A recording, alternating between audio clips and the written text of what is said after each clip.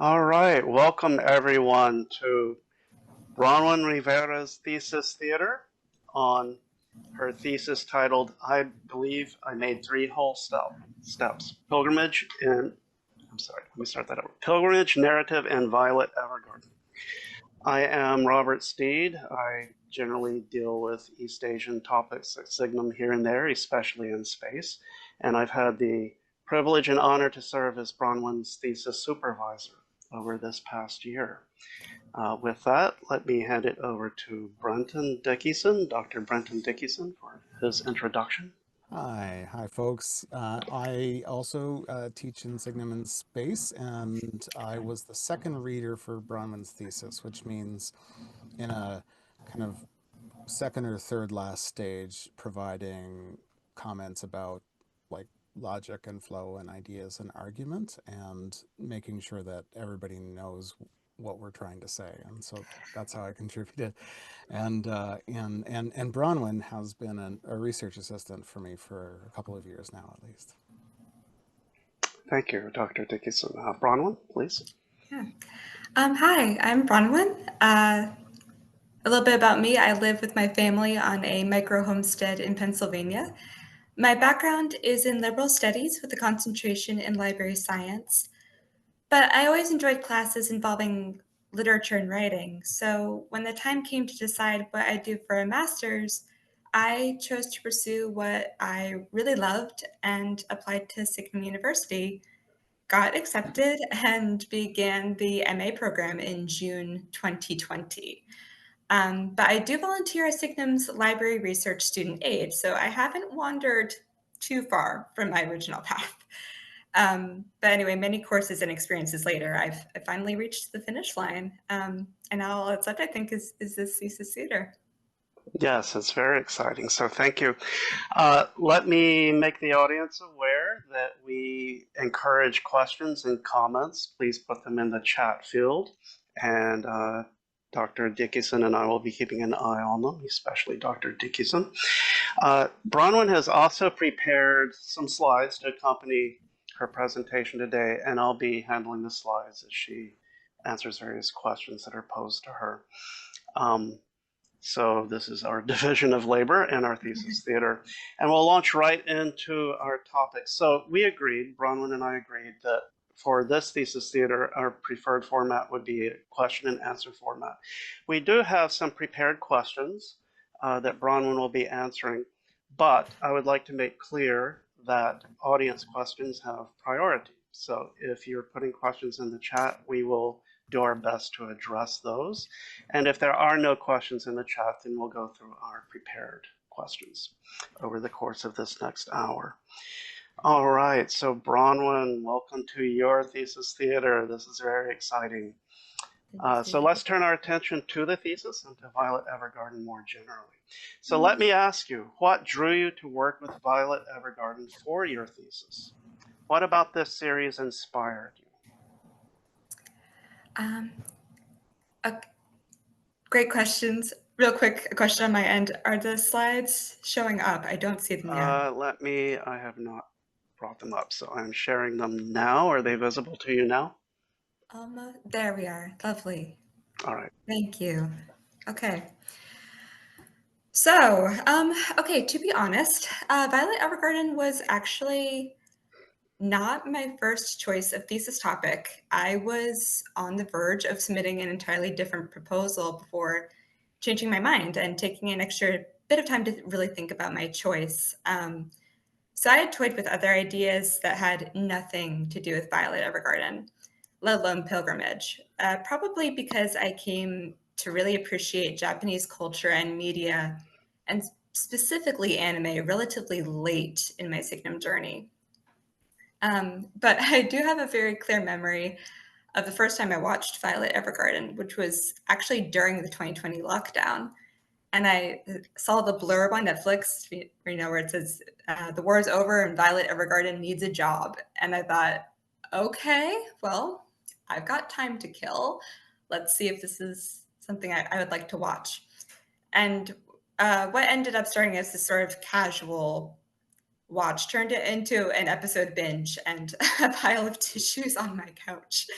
I didn't expect to be so struck by Violet's physical and metaphorical journey, a story of healing from a past that wasn't in her control, and then learning what it means to have agency, be able to forgive herself, understand what the phrase "I love you" means, and especially the way her occupation, her new job as an auto memories doll, and the clients she meets along the way and their lives and their experiences were constantly reflecting back to Violet.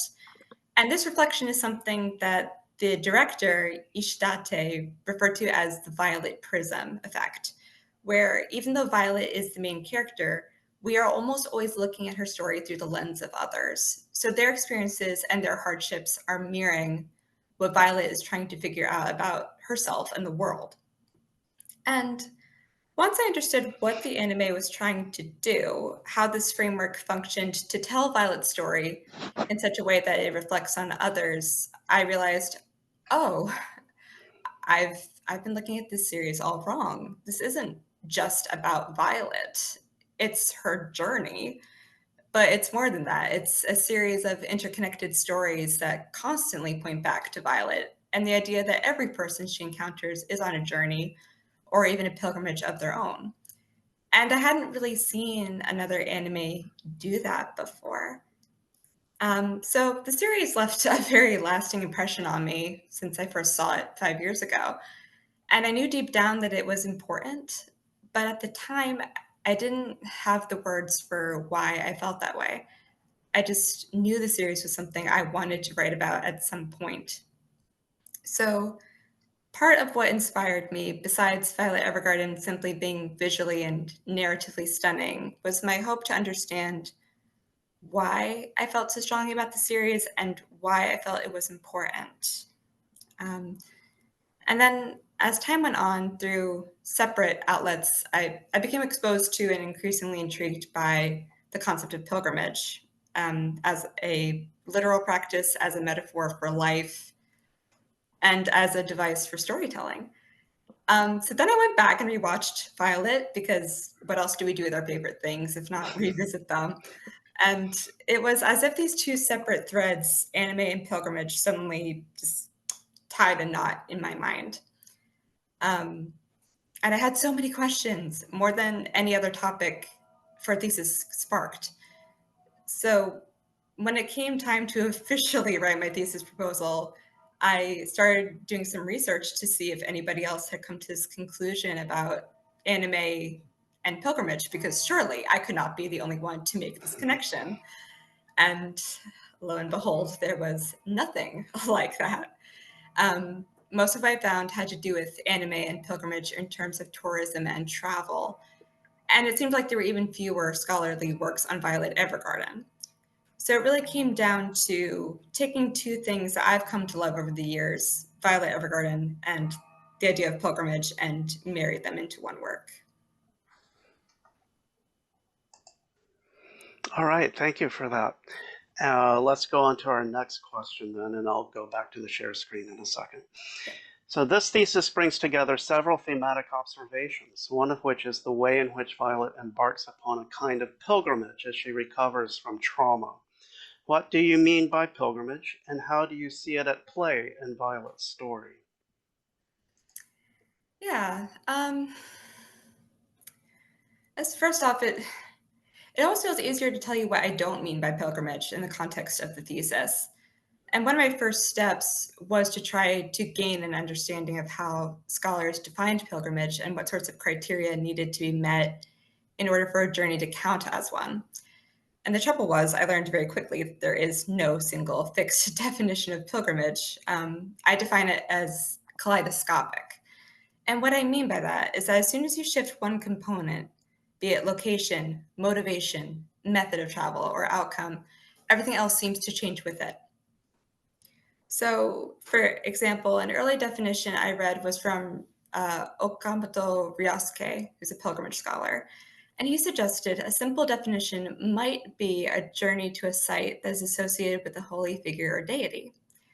And that's a very straightforward and traditional meaning, but between reading Simple and Might Be and knowing that didn't really fit Violet's story at all, warning bells were kind of going off in my head that pilgrimage and how to define it would be a lot more complicated than I initially thought.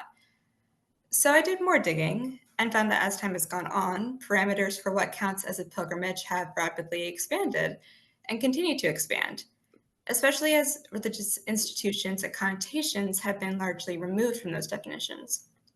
Now, that's not to say that religious or spiritual motivations are no longer valid or practiced, but rather that we've moved beyond them to make way for other possibilities for pilgrimage. So nowadays, it's not uncommon for people to consider visiting popular sites as a pilgrimage, especially in the context of anime. So that could be a trip to the Ghibli Museum in Tokyo, or visiting the staircase depicted in Shinkai Makoto's Your Name, or the fan-made portable shrine to the show Lucky Star in Saitama Prefecture. These are all by and large counted as pilgrimage sites because they are bringing people together for a shared purpose, which is to appreciate a location associated with something these individuals find significant. But then I ran into the issue of, well, okay, but Violet isn't a tourist. She's not on vacation visiting sites for fun. She's working. So that ruled out pilgrimage as a branch of tourism, because even though that's the common denominator for pilgrimage and anime studies intersecting, it still wasn't what I wanted. So by that point, I was starting to feel a little frustrated with my research and thought, okay, pilgrimage itself is too broad. Pilgrimage and anime together is too narrow. What if I just look at what scholars say about pilgrimage itself as a story or as a narrative and see if I find anything that could align with Violet? And if not, I'll go back to the drawing board. And that's when I found Laing and Frost's three-act pilgrimage model, which is based on Kurt Vogel's lexicon of movement and Joseph Campbell's hero's journey model. And Laing and Frost proposed that pilgrimage narratives could be divided into three stages. Departure, so the pilgrim crosses a threshold from the familiar to the unknown and begins their journey. Transformation, during which the pilgrim faces a series of hardships and experiences that not always, but often cause an internal change to occur. And return, where the pilgrim decides whether or not they can or want to go back. And if they do, they reintegrate back into their usual surroundings and routines. And what I liked about Laing and Frost's model was that they managed to take something very multifaceted and abstract like pilgrimage and give it a concrete structure or framework to follow. But beyond that, even though their model was originally meant to apply to fictional works, specifically books, I noticed that Laing and Frost's approach lined up really well with pilgrimage scholars who considered pilgrimage as a story or opportunities for stories through locations seen, experiences gained, communities formed, and sometimes the transformations realized along the way. So primarily based on Laing and Frost, when I say pilgrimage, I'm referring to a journey that ultimately tells a story filled with motion, interaction, and transformation. And in terms of Violet Evergarden, although again, it doesn't fit the traditional journey to a holy site definition, and Violet isn't traveling for fun, what I saw was a young woman who had her life drastically changed by the war, chose to take physical and metaphorical steps to process and heal from what had happened to her and the consequences of her time as a child soldier, and then through travel and interaction, discovered who she could become in spite of her past. All right, thank you. Actually, that's a quite fascinating process to work through, wasn't it? Yes, thank you for that. Okay, so let's move on to our next question, unless there's something in the chat. Okay, I don't see, oh, there is a question. Do you see, so I think it's Elizabeth Leon writes, Bronwyn, Violet has past trauma, and we know that one symptom of PTSD is avoidance through drugs, running away, changing one's life radically. Do you see Violet's pilgrimage as interacting with a traumatic running away? That's a great question, Libby. Thank you.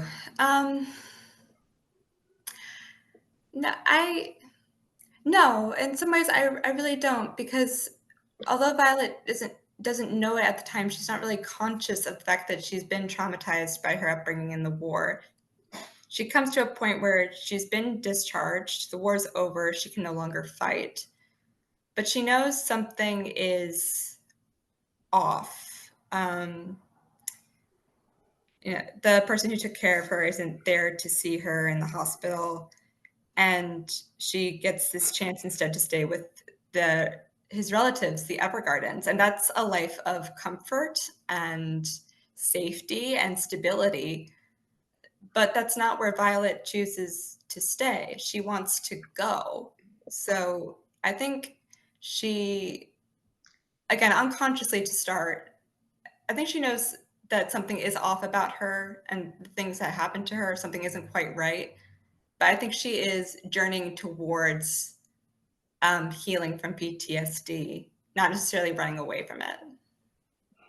Okay, and just a quick clarification. Libby says that she did not ask that question, but there's no name next to it, so I was just looking at the name above it. So whoever, yeah, I don't. So whoever asked that, thank you for the Great question. Thank you. Actually, Annie it Fosberg. was Annie, yeah. Okay. Oh, it's Annie. Yeah. Okay. Hi, Annie. Thank you for the great question. And now someone's saying it was Sparrow. So Annie is asking another question.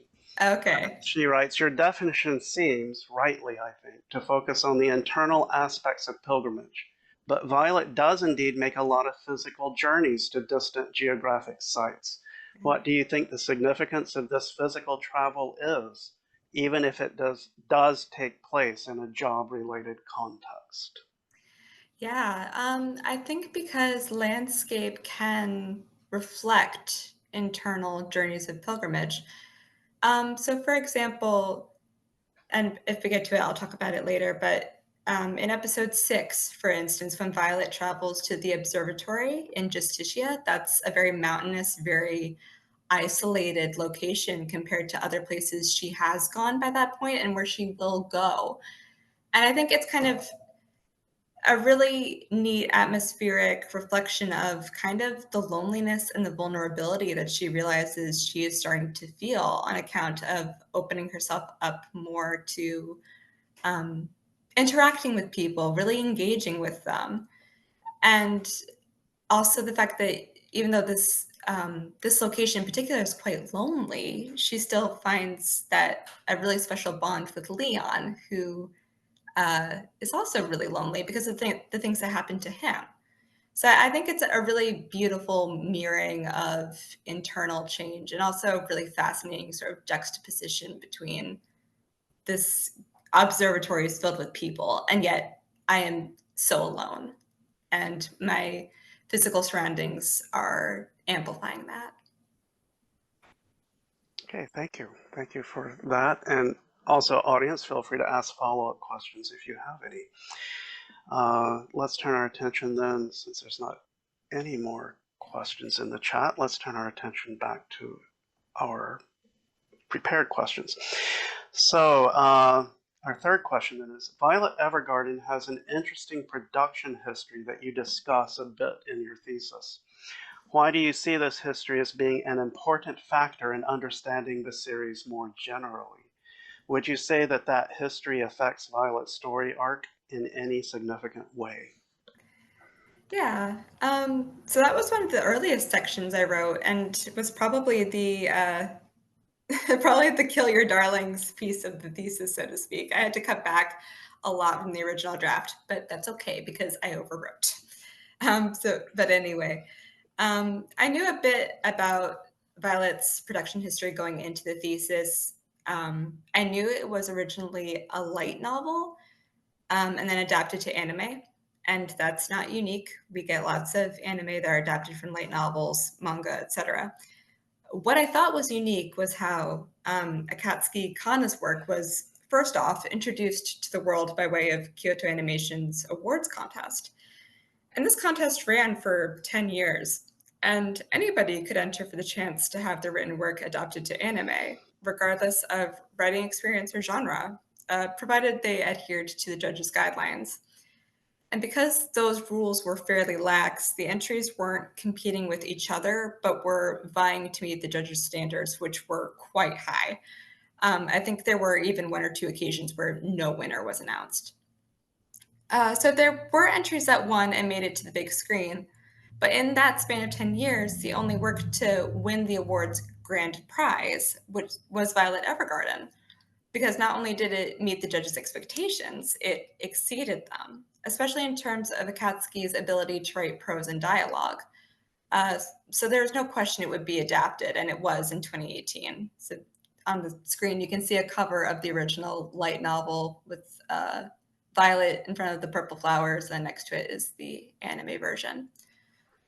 But beyond Violet's origin story being unique in that way, I think I was more struck by how the directors Fujita and Ishidate saw Akatsuki's text and described their emotional reactions and subsequent decisions that felt very much in line with pilgrimage and the pilgrimage experience.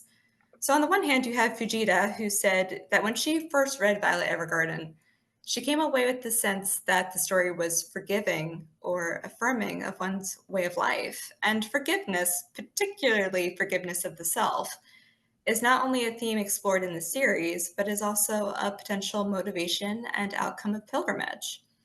And then on the other, you have the technical, narrative, and artistic decisions made by Ishidate. And he observed that the episodic structure of the original work was authentic to Violet's journey, and he wanted to keep that in the adaptation, hence why every episode shows Violet going to a new place and meeting new people. But he also wanted to expand Violet's world to depict a variety of terrains, cultures, characters, and so on. And he and the writer, Yoshida, didn't want Violet's universe to be too comfortable for her. And I think by drawing attention to this range of environments and people, we're being invited to follow Violet's path and walk alongside her, if you will, as she is pushed further out of her comfort zone, meeting new challenges and gradually opening herself up to others as she comes to terms with her trauma. And I'm not sure if this would have had the same impact if they stuck with keeping Violet's world too compact or too much like one environment or culture, especially because of how multifaceted Violet is as a character, how complex her journey is, and how multifaceted pilgrimage is as a practice, a concept, and a narrative framework. And then my other reason for including a bit of the protection history is, frankly, on a more personal level. And I touch on this a tiny bit more in my acknowledgments. But when I learned that at least one member of the team who worked on Violet Evergarden died in the 2019 Kyoto Animation arson attack, and more than 30 people lost their lives that day. And I felt that because Violet Evergarden was so influential in my life, both personally and academically, I wanted to honor the memory of the show's creation and anyone who had a role in it. We'll never have another story quite like Violet Evergarden for reasons that are marvelous and reasons that are very tragic. So while that might not be my most relevant reason for discussing the history in the grand context of my thesis, it is my deepest and most honest reason. Thank you for sharing that. I think that's quite an important reason. Yeah. Let's take a quick look at the chat. Yes, a suggestion from Sparrow. Yeah, hi. I thought I would just pop in here, Sure. folks. And you talked about overwriting, and I think this is a case where you've thought about this a bit too. Sparrow was asking about the relationship between fairy tale and pilgrimage. Do we have parallels? We do. We do, yeah. If We do. you can answer this question now, or I it could come a little yeah. later. But this was a big part of our conversation as a second reader stage. So Yeah, we can jump ahead now, or we can keep going in order. I don't have a preference. I think let's go ahead with Dr. Dickinson's question and talk about that if you'd like.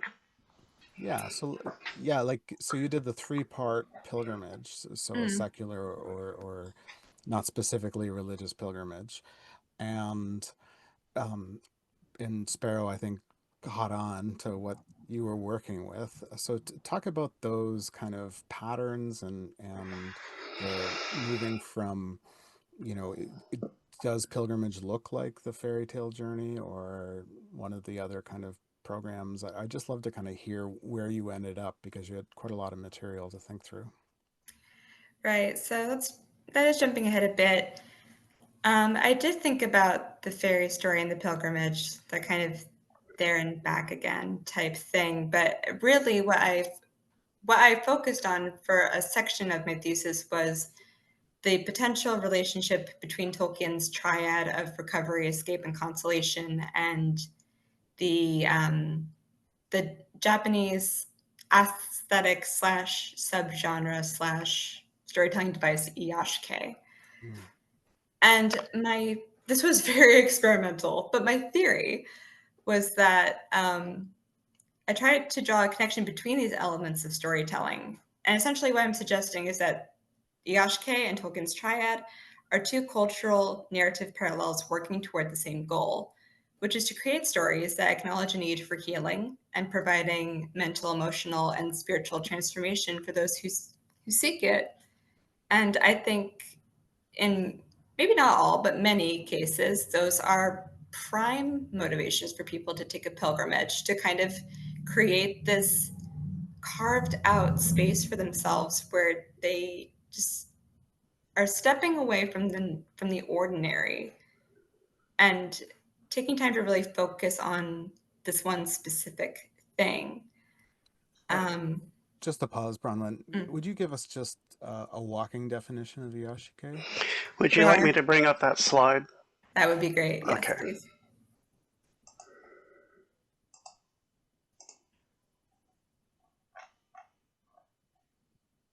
Yep, that's it. Yeah, so iyashikei from iyasu, to soothe or to heal, and kei for type. So iyashikei has been around for several decades, but it really experienced a boom in kind of a sort of response to a series of traumas when Japan went through a series of events from the mid to late 90s, earthquakes, a Tokyo subway gas attack, and the economic bubble burst. And in the wake of all this trauma and uncertainty, a series of physical goods were released on the market to promote feelings of healing and comfort. And over time, the concept of iyashikei expanded from tangible products to include the consumption of multimedia. So that included literature, music, manga, and of course, anime. And as there is currently no definition for iyashikei in the context of anime, at least not that I'm aware, I would personally describe it, and I have it on the slide here, gentle color schemes, ambient soundtracks, breathtaking landscapes, moments from everyday life, scenes of domesticity, people going about daily routines, taking a moment to just breathe and dwell in the moment. And what I wanted to make clear was that just because something is labeled iyashikei, or even if it isn't, but it has aspects of iyashikei, it doesn't mean nothing is happening or nothing is wrong.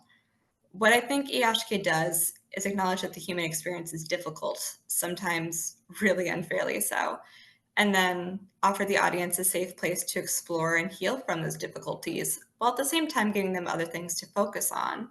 So it's not just all horrible things all of the time. So this is, and you parallel that with the escape, consolation, and recovery. Right, because Tolkien too, he acknowledges in his essay that life is full of difficulties, sorrow, injustice, etc. And what I think Tolkien was getting at is that we are drawn to stories and experiences of healing that, again, are kind of in this specially crafted space that we might not be able to access in the everyday, but that doesn't mean they're entirely unattainable. Right. Yeah, and I also see a parallel between Laing and Frost's tripartite model of pilgrimage and Tolkien's escape and consolation and recovery. Yep. Yeah. All right. Structures. Yeah. And we also talked a little, just very briefly, about the monomyth, the Jacob Campbell's, Joseph Campbell's kind of circle.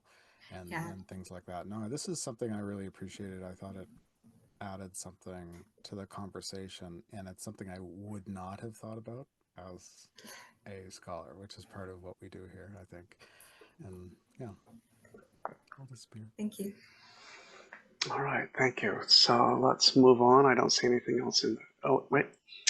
Annie just posted something. I'd love to hear more about how Violet balances its use of violence, tragedy, and war with an iyashikei aesthetic. It's an unusual example of the type, but I think we can see a lot by classifying it that way. So I think the question is, how would you balance all these images of violence and trauma and war with the iyashikei components of the series? Yeah. Could we go to the slide with the example from episode 7? Yeah, let me bring that up. Which slide did you want again? The one after that one. This one. All right. Yeah. Yes. Yeah, that's a great question, Annie. And this is my kind of prepared response. So in the thesis, I use episode 7 of Violet Evergarden to further explore this concept or aesthetic or genre or whatever you would like to use to describe iyashikei.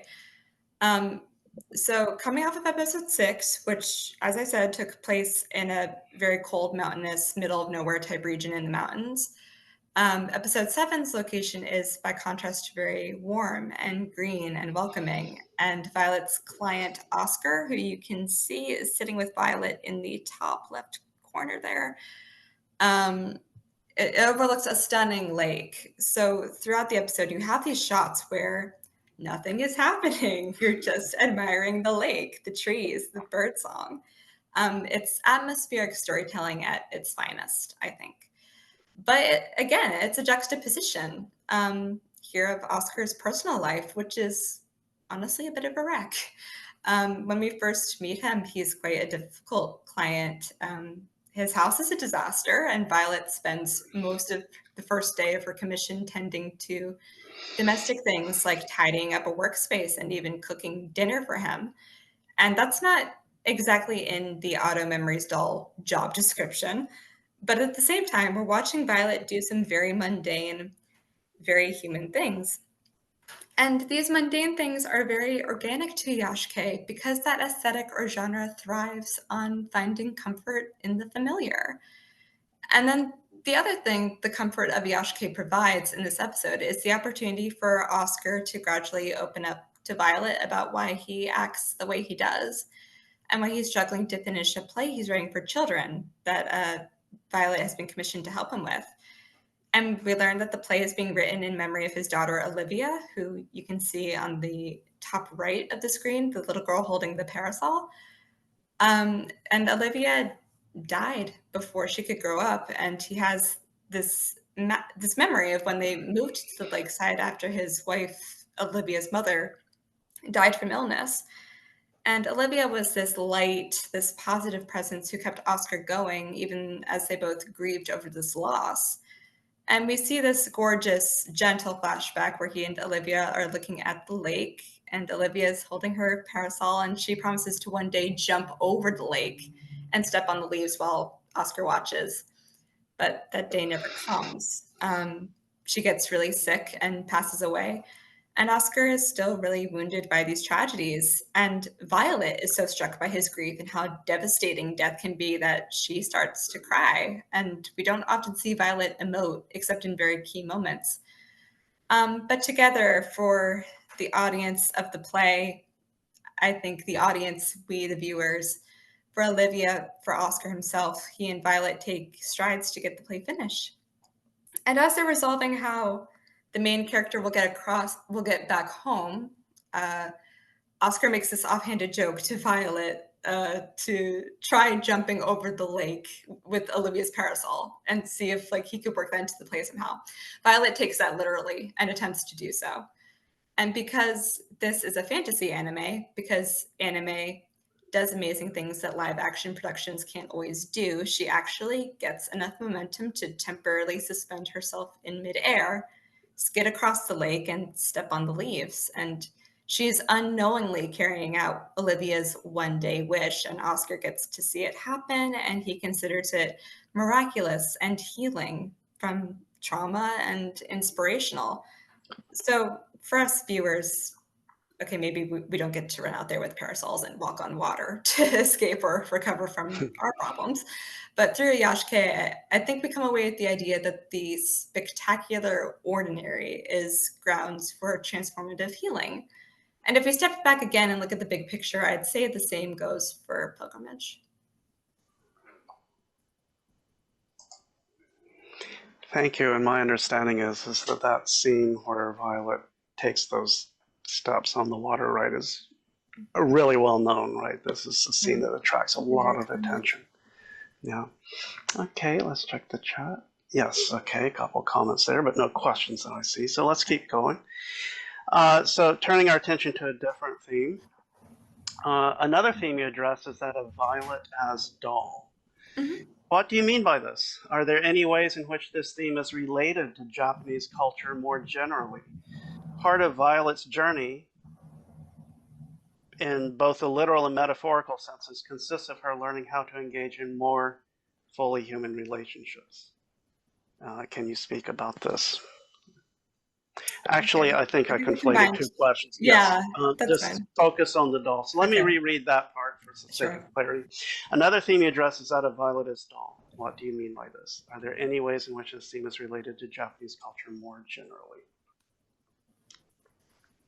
Yes. I'm sorry, one second. I lost. No, okay, here we are.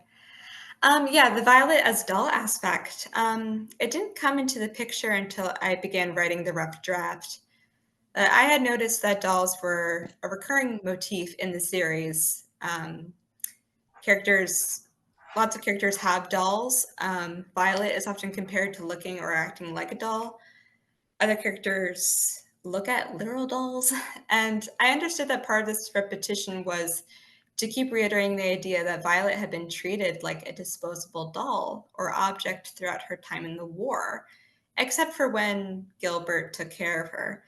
And that dolls were symbolic of how Violet saw herself after the war ended. So for example, in episode 1, when she's discharged from the hospital and Claudia is taking her to the Evergardens, he wants to surprise her and he lets her choose between these 3 animal dolls. It's a cat, a rabbit, and a dog, I think. And she chooses the dog. But it's not because she thinks the dog is especially cute or cuddly.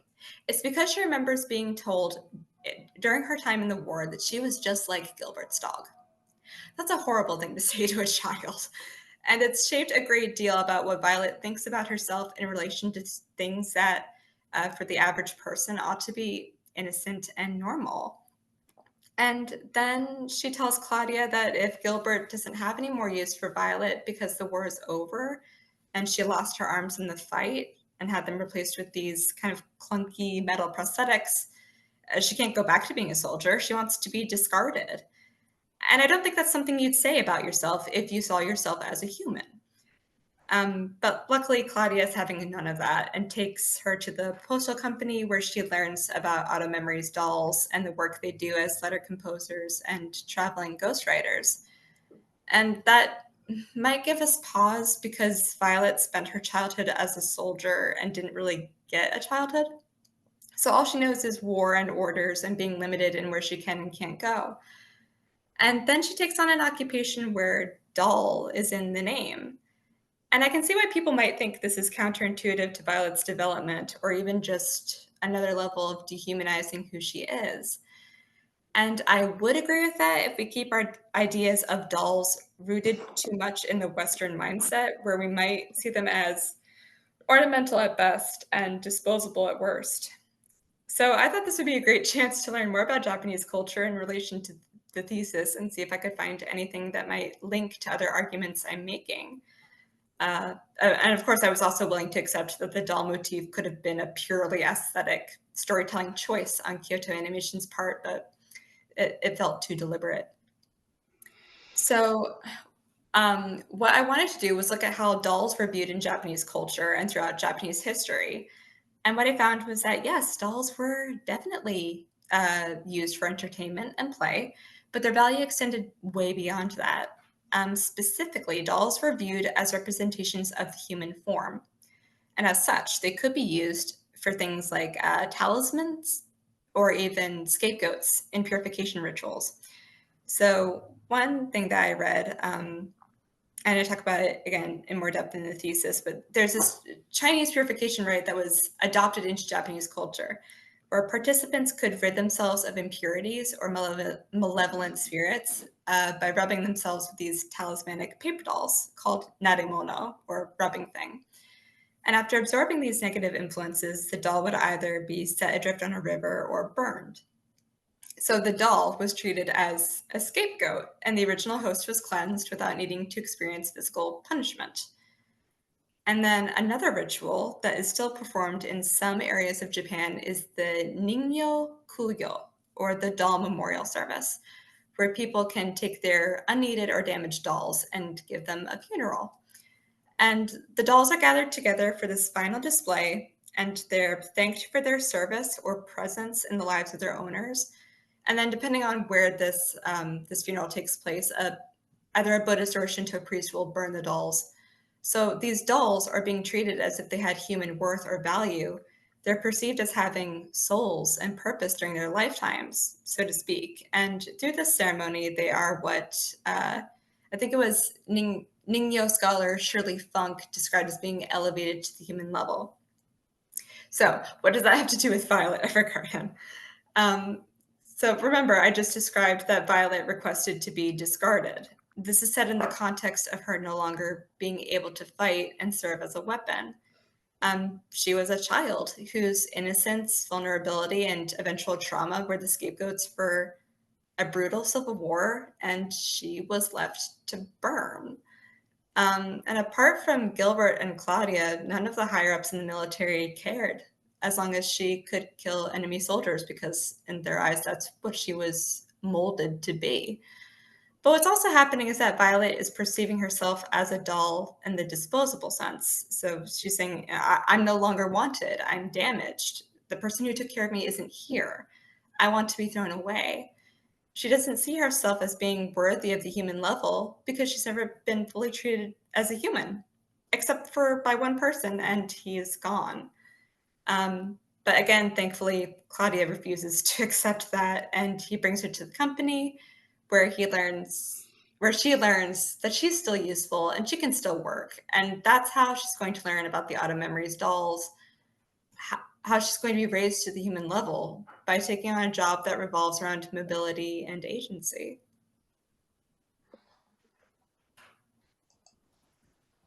Thank you for that answer. I think it's a really fascinating one, and I'd just like to jump in and add that over the course of our conversations, one thing that we have, briefly mentioned is there's this structure in Japanese religion of people absorbing, figures absorbing sacred power and then releasing it for the benefit of the community.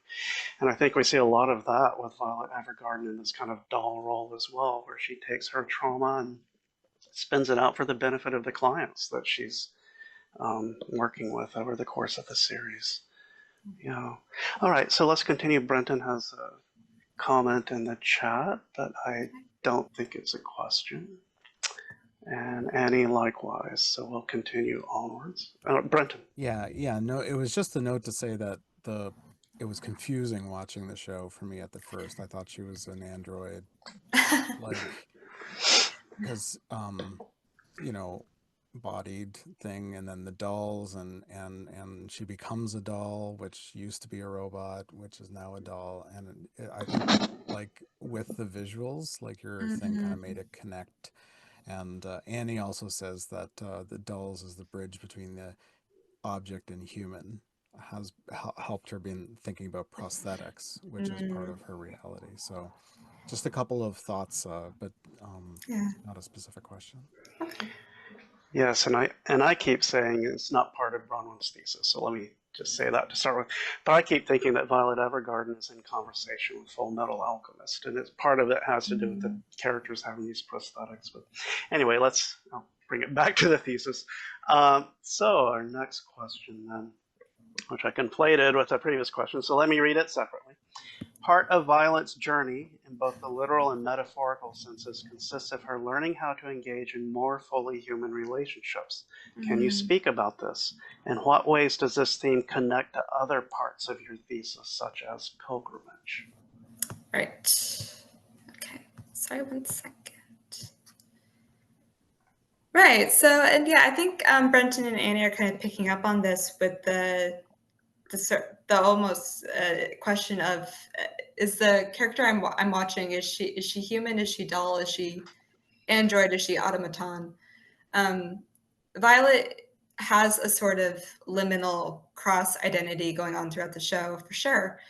She's not a soldier. The war's over. She doesn't have to fight anymore. But she's not entirely a civilian because she doesn't know how to integrate into everyday society yet, or at least the everyday society that might be expected of somebody like Violet. She's not a robot, but she doesn't have the emotional and physical capacities of a human. So she's caught in the middle. And I think I mentioned this before. She's constantly being compared to a doll. People question if she's even truly a person because of her inability to understand emotions and process social cues and nuances. And then, of course, there's her metal prosthetics in place of her arms, which she lost during the war. And that adds a whole other layer of people perceiving her as kind of human, but not, kind of automaton, android, doll, but not. So, for instance, her coworkers at the postal company, Iris and Erica, are extremely concerned that Violet's lack of awareness and I think normalcy is going to damage the postal company's reputation and their reputations as dolls, which they have worked very hard to obtain. And yet, with all that being said, Violet might be naive in some ways, but she's not stupid. She knows it's not a job she can do easily, and she's aware that she isn't even good at it at the start. She goes through multiple failed attempts to write letters for people that don't sound like military orders, or they're just too blunt. But she's determined to understand what "I love you" means and to get to the truth or the heart of what people are really feeling and wanting to say. And by learning how to fully engage with people through her work as a doll, whether that's her clients or coworkers, she's doing this at the risk of realizing her shortcomings. She's striving toward imperfection and learning the not so great sides about other people and herself. But in that stride, she's also moving toward the meaning of being fully human. And she's rewarded for this determination. She gets trained and certified to become a doll, and she gets to start traveling and working in such a way that her world keeps growing.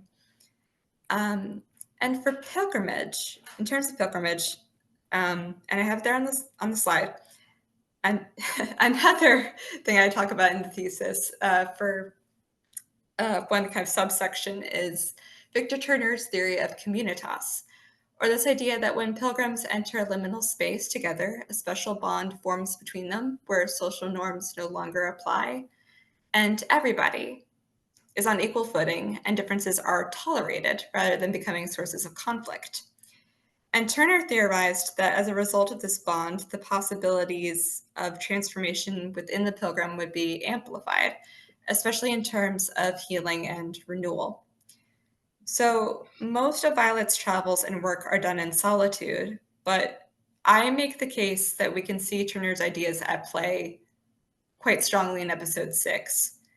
And I kind of already talked about the setup of the episode, but Violet and a large group of other dolls are commissioned to travel to this observatory and assist scholars in the translation department in copying old manuscripts. So by now, this is kind of breaking the usual mold for Violet, which is to journey alone and write in the company of one client. And now, because Violet and all these other dolls are at the observatory, we get a broader spectrum of individuals who are in a designated location to meet a shared goal that they may not have had the chance to do otherwise. And this means there are new opportunities for social interaction and growth. So the dolls are paired off with the scholars. Violet works with Leon, who I think apart from his roommate is pretty much ostracized by the rest of the department. And part of this is because he's an orphan. Both of his parents vanished when he was a child. And his mom in particular was kind of known for being a wanderer. And I think Leon and the rest assume he was abandoned. And the other reason he isn't liked very much is because in the years of waiting for his mom and dad to return, Leon became very emotionally closed off from others. He's built walls to protect himself from getting hurt or abandoned again. So as a result, he's quite cold and standoffish at first. But on the one hand, this troubles Turner's idea of communitas, because even though all these people are together for a valuable reason, to save these manuscripts, Leon's personality isn't suddenly tolerated or accepted by the scholars just because the dolls are collaborating with them. They actually try to get Violet to ditch Leon at one point because they don't think he's worth her time. And on the other hand, Turner doesn't say that things are perfect in communitas, which rather, he acknowledges that pure communitas might be thought of as the complete absence of conflict among pilgrims, but things aren't always perfect, especially when you have a multitude of people from differing backgrounds going on a difficult journey in a shared space. What I think he's really suggesting is that the things that would normally separate pilgrims are instead negated or at least accepted. And this allows Violet to draw a line and tell the scholars, no, hang on, I'm an orphan too.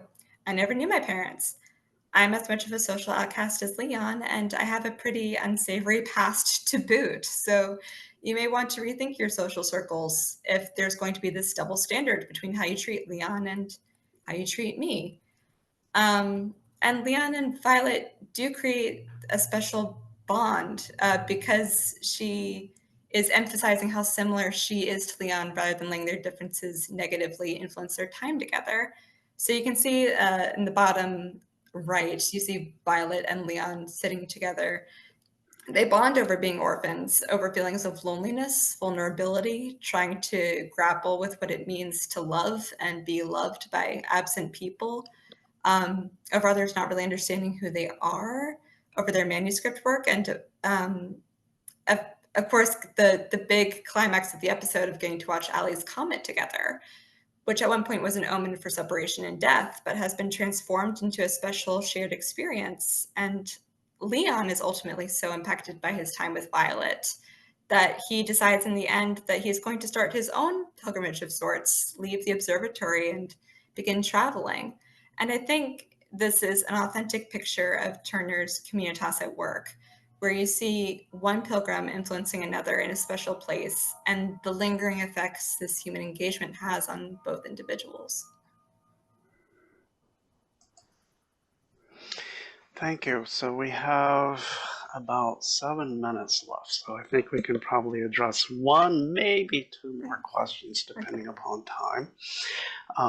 And again, the audience is always encouraged to add whatever you'd like. So let's move on to our next question. Are there ways in which you see Violet Evergarden participating in a larger conversation with other anime series, or do you see it as standing alone? In either case, why?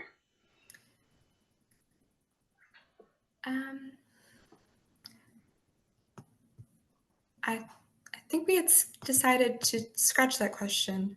Okay, maybe we did. I apologize if that's the case. That's okay. So let's move on to the next one then. That's all right.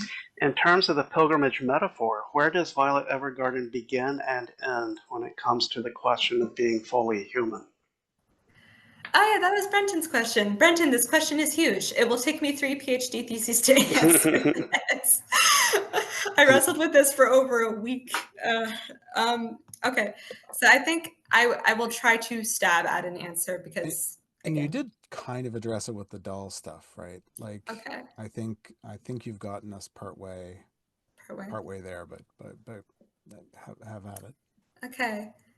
I think the thing that stands out to me with this question is that I don't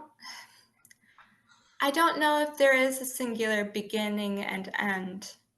I think there are multiple places where we could say, yes, this is where Violet begins. Maybe it's when Gilbert says he loves her and she doesn't know what those words mean. Maybe it's when she literally jumps the threshold of the Evergarden estate because deep down she senses something is wrong and she can't stay there. Maybe it's when she writes her first successful letter. Maybe it's when she's on her knees digging in the ruins of a church, searching for Gilbert. Maybe it's the point where Violet reaches her lowest point, but then physically and metaphorically turns toward her future and realizes it's okay to be alive, to be an Autumn Emery's doll, and keep striving toward her goals. And applying that same idea to real life and pilgrimage, I think it's very human that our goals and motivations are subject to change. And we may not know for ourselves when our own pilgrimages begin, whether that's in the physical, metaphorical, or even spiritual sense, if that's how you choose to interpret it. So, maybe it's when we first start and we leave home. Maybe it's when we meet other people along the way and learn their stories. Maybe it's when we get back and we realize that the person who returned is not exactly the same person who departed. And that's not always a bad thing. I think that's very genuine to the human experience. And as for endings, I don't know if it has an end. And I talk about this in my thesis too. We're left on a very ambiguous note during the series conclusion. When Violet is getting ready to meet a new client, we can't see who they are. And I know there's been a lot of debate over who it's supposed to be. But I'd argue the more important thing to pick up on is that her story isn't over. She's on the literal and metaphorical, again, threshold of a new story and a new chance to learn more and grow and heal. Violet is a work in progress, not a fully arrived individual. And I think that's very authentic, not just for pilgrimage, but again, for the human experience, especially if we think of ourselves as constantly evolving and transforming on our own paths. Excellent job, even though you didn't do the thesis at PhD levels. Yes, that's a very thoughtful answer, I think. There is a note here from Yes. Elizabeth Leon about having never watched it and not familiar, but I'll have to remedy that now. Oh, Yeah. I will say it's gorgeous, yes. and it does have those slow moving moments, and it's a little weird. There's some gaps that you just kind of have to. Is that fair for first timers, Bronwyn? For first timers of Violet Yeah, Evergarden? there's just like a few gaps that like we would maybe expect to be filled, but are left open in the first couple of episodes. Yeah, maybe a bit odd if it's your first time watching it. I would just try to roll with it, roll with the story. Pay attention to how Violet's relationships are being shaped in particular. If nothing else, just look at how all the other characters are kind of framing her experience, and I think that might help ground a couple of things, especially the things that are a bit open-ended. It seemed to me when I first watched it, it's a very subtle series. There's a lot going on, and there's a lot that it's easy to overlook because just even at the level of illustration is so lavish, and there's just a lot to take in, and it's almost impossible to catch it all right in one viewing. So it requires some patience. Like it does. It's in no hurry. Sorry, the backgrounds are paintings, like in Violet Evergarden. It's quite, but also too like you slip in and out of fantasy and realism, and like you can't know ahead of time what their world is like, their culture, like because you see all kinds of different things popping up, things like that. Yeah. That's really fascinating. It is absolutely fascinating, Libby. You're right. you're in for a treat. Bring tissues, but you're in for a treat. Well, that gets us about to the end of our hour. So I think just to wrap things up, I would invite Bronwyn or really anyone to say whatever is maybe burning for you to say, if there is anything. So, Bronwyn, is there anything, just one thing in particular that you would like people to take away from your thesis? I'm going to give two answers for that. Number one, and if this is a cop-out, feel free to tell me so. But I almost don't want to. I almost don't want to tell you what I think you should take away. I hope everybody comes away with whatever is most meaningful or resonates the deepest with them, because I would love to hear what that is for everybody. But again, just bearing in mind that this is a story of healing. It's a non-traditional story of healing, I think, in many ways, because we're applying this pilgrimage framework to a largely unexplored medium in this kind of intersection of anime and pilgrimage. So I hope you just get to enjoy the uniqueness of Violet Evergarden, the power of her healing journey and the travel and the people she meets along the way. Okay, well, thank you. Well, let me extend thanks again to Dr. Dickinson for serving as second reader and participating in our thesis theater so helpfully today. And of course, to Bronwyn for inviting me to serve as her thesis supervisor. It's been an absolute pleasure to work with you, Bronwyn, on this thesis. And I'll miss not being able to continue on with this. So thank you very much. And thank you to our audience who's here today and who's contributed in the chat and just by taking the time to pay attention to Bronwyn and her work. And also to people who'll be watching this on recording. Thank you for taking the time to pay attention to this. Okay, with that, I think we'll wrap up our thesis theater for Bronwyn Rivera and her thesis on Violet Evergarden. Thank you all. Thank you, everyone.